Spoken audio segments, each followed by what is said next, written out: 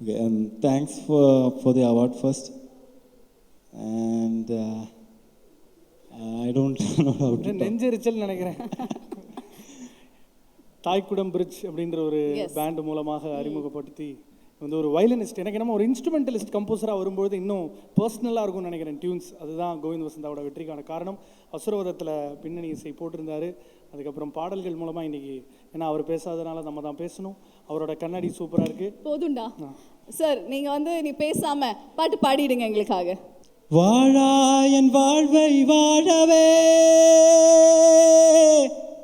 தாழாமல் மேலே போகிறே தீர உள்ளூற்றை தீண்டவே